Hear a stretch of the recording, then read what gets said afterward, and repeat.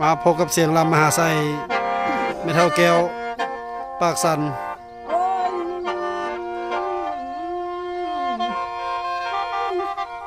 บุญนี้จึงมาพอบุญพอจึงมาจัวมาจวบไปแล้วนอผู้มาจวบสู้แล้วนอผู้ลืมบ้านบ่อยากเมือง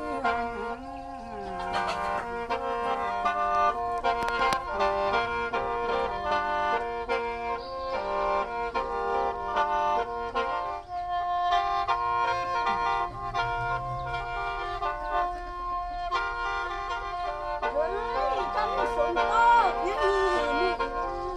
หันกบกินเดือนยังมีมือ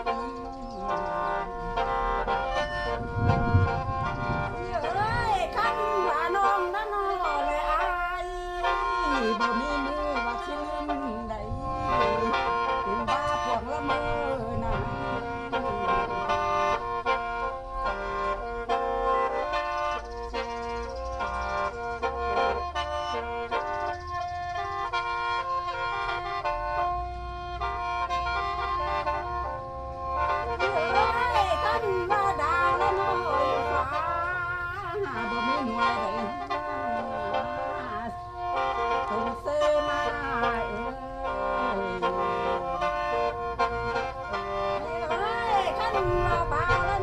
เต็มเมือ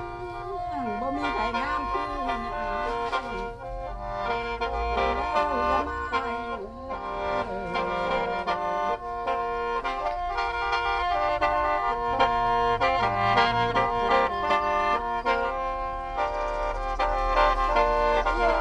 น้องได้ยินแล้วน้อคอยอาย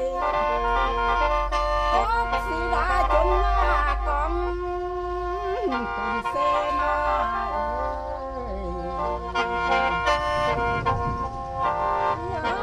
กบดอกทองจนว่าเนิ่นบ่เห็นอายตาหนามุนเสื่นหลายครับเสียงครับลำมหาไซไม่เท่าแก้วพบกันในคลิปหน้าเด้อบ๊ายบายขอบใจ